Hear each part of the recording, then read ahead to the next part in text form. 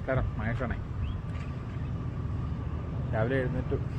അപ്പോൾ വീടിന് മുകൾ വശത്ത് നിന്നാൽ നല്ല കാഴ്ചകൾ കാണാം. ഇവിടെ അടുത്ത് എയർപോർട്ടൊക്കെ ഉണ്ട്.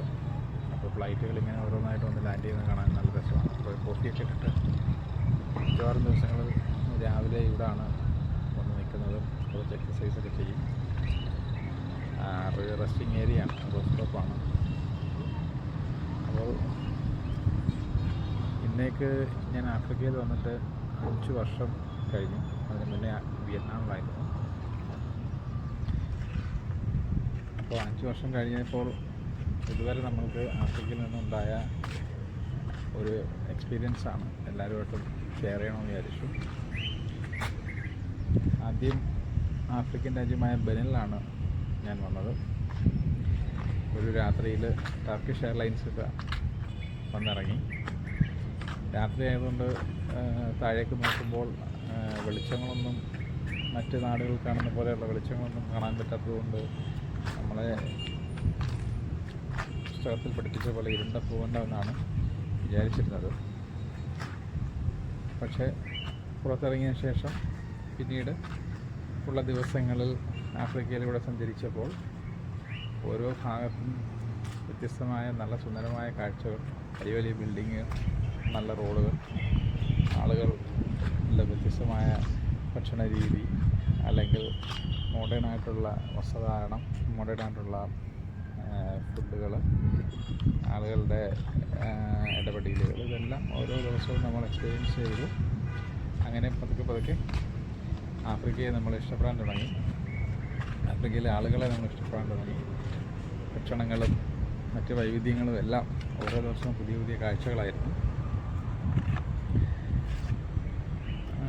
അങ്ങനെ അവിടെ ഒരു 3 മാസം കഴിഞ്ഞതോടുകൂടി കോവിഡ് ആരംഭിച്ച് വീട്ടിൽ ഇരിപ്പായി.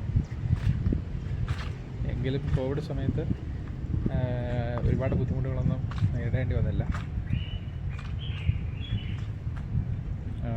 ആസ് യൂഷ്വൽ പതിവ് പോലെ ആഫ്രിക്ക എന്നും ചലിക്കുന്ന പോലെ തന്നെ മുന്നോട്ട് പോയിക്കൊണ്ടേയിരുന്നു.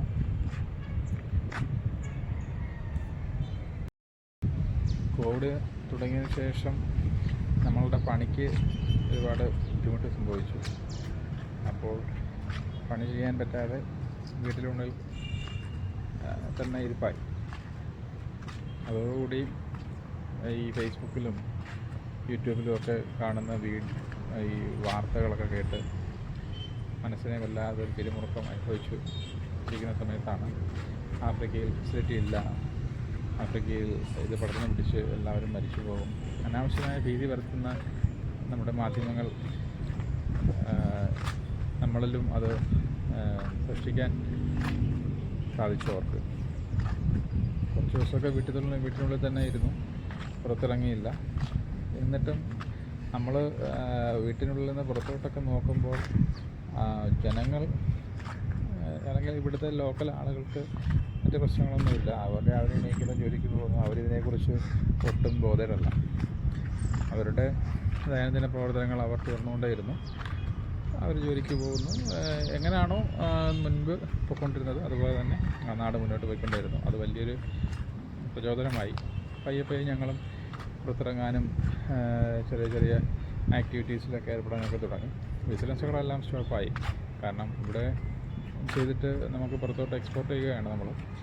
ക്യാഷ്യും മറ്റു കാര്യങ്ങളുമൊക്കെ നമ്മളിവിടെ വാങ്ങിച്ച് നമ്മൾ പുറം രാജ്യത്തോട്ട് കയറ്റി വിടുകയാണ്. അപ്പം മറ്റു രാജ്യങ്ങളെല്ലാം ഫുൾ അടച്ച് അവർ വീട്ടിനുള്ളിൽ ഇരിക്കുന്ന ഒരവസ്ഥയാണ്. അപ്പോൾ അതുകൊണ്ട് നമുക്ക് മാത്രമായിട്ട് ഇവിടെ ഒന്നും ചെയ്യാൻ പറ്റാത്തൊരവസ്ഥ വന്നു തുടങ്ങി. ആ സമയത്ത് ഞങ്ങൾ 6 പേരാണ് ഞങ്ങളുടെ വീട്ടിലുണ്ടായിരുന്നത്. എല്ലാവരും മലയാളികളായിരുന്നു. അപ്പോൾ ഞങ്ങളുടെ ബോസും മലയാളിയാണ്. പുള്ളിക്ക് ഇവിടെ ഏകദേശം ഒരു 20 വർഷത്തോളം എക്സ്പീരിയൻസ് ഉണ്ടായിരുന്നു. ആദ്യമൊക്കെ പുള്ളി ഇതെന്താണെന്ന് വീക്ഷിച്ചതിന് ശേഷം പിന്നീട് ഞങ്ങളെ മാനസികമായിട്ട് സപ്പോർട്ട് ചെയ്യുകയും പുള്ളി പല ആക്ടിവിറ്റീസിലൊക്കെ ഞങ്ങളെ മീൻസ് സ്പോർട്സ് പരമായിട്ടുള്ള ഫുട്ബോള്, ക്രിക്കറ്റ്, വീട്ടിൽ തന്നെ ക്യാരംസ്, പിന്നെ പ്ലേ കാർഡ്, ഇതൊക്കെ പുള്ളി ഞങ്ങൾക്കൊപ്പം കളിച്ച് ഞങ്ങളെ മാക്സിമം റിലാക്സ് ചെയ്യിപ്പിക്കാനും ഇതിൽ നിന്ന് ശ്രദ്ധ തിരിക്കാനും ഒക്കെ ഒരുപാട് ശ്രമിച്ചു, സപ്പോർട്ട് ചെയ്തു. 100% പുള്ളിയുടെ ഒരു സാമീപ്യം ഞങ്ങളെ മാറ്റി എന്ന് തന്നെ പറയാം. അപ്പോൾ അത്രയ്ക്ക് എക്സ്പീരിയൻസ് ഉള്ള ആളുകളുടെ കൂടെ നിന്ന് അപ്പോൾ യഥാർത്ഥമായിട്ടുള്ള അവരുടെ സ്വഭാവങ്ങളും നമ്മളുടെ സ്വഭാവങ്ങളും എല്ലാം അങ്ങോട്ടും ഇങ്ങോട്ടും മനസ്സിലാക്കാൻ പറ്റി. പരസ്പരം ഒരാളെന്താണ് എന്നുള്ളത് ഈ നിൽക്കുന്ന 6 പേർക്ക് മനസ്സിലാക്കാൻ പറ്റി. അതൊരു വലിയ എക്സ്പീരിയൻസാണ്. അത് മാനസികമായിട്ട് കൂടുതൽ അടുപ്പങ്ങൾ ഉണ്ടാക്കാൻ സാധിച്ചു. പിന്നീട് പയ്യെ ഒരു 8-9 മാസം ഒക്കെ ആയപ്പോഴേക്ക് റോഡൊന്ന് ഒതുങ്ങി, 1-ാം ഘട്ടം ഒതുങ്ങി. പിന്നീട് ഞങ്ങൾ കുറച്ച് ബിസിനസ്സുകളൊക്കെ ചെയ്തു. എല്ലാ പ്രാവശ്യവും ചെയ്യുന്നതിൻ്റെ ഒരു 10-11 ഭാഗം പോലും ചെയ്യാൻ പറ്റിയില്ലെങ്കിലും ചെറുതായിട്ടൊന്ന് തുടങ്ങി വെക്കാൻ സാധിച്ചു. പിന്നീട് 2-ാം ഘട്ടത്തിൽ ഇവിടെ അത് ഒട്ടും ബാധിച്ചില്ല. പിന്നെ ഇന്ത്യയിൽ നിന്നും മറ്റ് രാജ്യങ്ങളിൽ നിന്നും വാക്സിനുകളുമൊക്കെ വരാൻ തുടങ്ങിയതോടുകൂടി വാക്സിൻ എടുത്തു. പിന്നെ നമുക്ക് ഇന്ത്യയിലേക്ക് യാത്ര ചെയ്യാൻ പറ്റി, തിരിച്ചു വന്നു. വീണ്ടും 2021 പഴയപടി ആഫ്രിക്കയിലെ ബിസിനസ്സുകളൊക്കെ ആക്റ്റീവായി നല്ല രീതിയിൽ ബിസിനസ്സുകളൊക്കെ ചെയ്യാനൊക്കെ തുടങ്ങി. അങ്ങനെ 2 വർഷം ബെനിൽ നിന്ന് കാര്യങ്ങളൊക്കെ പഠിച്ചു. അവിടുത്തെ നല്ലൊരു എക്സ്പീരിയൻസ് ആയിരുന്നു എന്ന് തന്നെ പറയാം. എന്തെന്ന് വെച്ച് കഴിഞ്ഞാൽ ഇവിടുത്തെ ഫുഡ് നമ്മൾ പുറമേ കാണുമ്പോൾ ചില ഫുഡുകളൊക്കെ നമുക്ക് മോശമായി തോന്നും. അതെനിക്ക് വിയറ്റ്നാമിൽ നിൽക്കുമ്പോഴും തോന്നിയിട്ടുണ്ട്.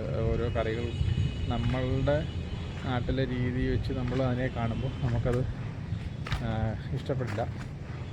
പക്ഷേ കഴിച്ചു കഴിഞ്ഞാൽ പിന്നെ നമ്മൾ അതൊക്കെ കഴിക്കാതിരിക്കാനും പറ്റില്ല. അങ്ങനെ നല്ല ഫുഡുകളൊക്കെ കഴിച്ച് എക്സ്പീരിയൻസ് ചെയ്യാൻ പറ്റി. അങ്ങനെ 2021 അവസാനമായപ്പോൾ ആഫ്രിക്കൻ രാജ്യമായ ഗുനിയ ബിസാവിലേക്ക് പോയി. അവിടെ ഒരു 5 മാസത്തോളം വർക്കുണ്ടായിരുന്നു.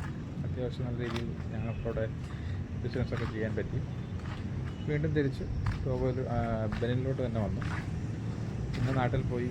വീണ്ടും തിരിച്ചു വന്നതിന് ശേഷം നമ്മുടെ ബെനിൻ്റെ അയൽ രാജ്യമായ ടോഗോയിലേക്ക് വന്നു. ഇപ്പോൾ ടോഗോയിൽ തന്നെയാണുള്ളത്.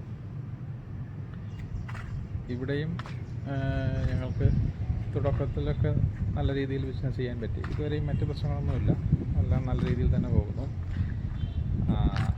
ഇവിടെ വന്നതിന് ശേഷം കുറച്ചും കൂടെയൊക്കെ പുറത്ത് സഞ്ചരിക്കാനൊക്കെ പറ്റി. കോവിഡിൽ നിന്നൊക്കെ മാറി നമ്മൾക്ക് പുറം ലോകവുമായിട്ടൊക്കെ നല്ല രീതിയിൽ ആളുകളെ സഹകരണങ്ങളും ഒക്കെ കിട്ടാൻ തുടങ്ങി.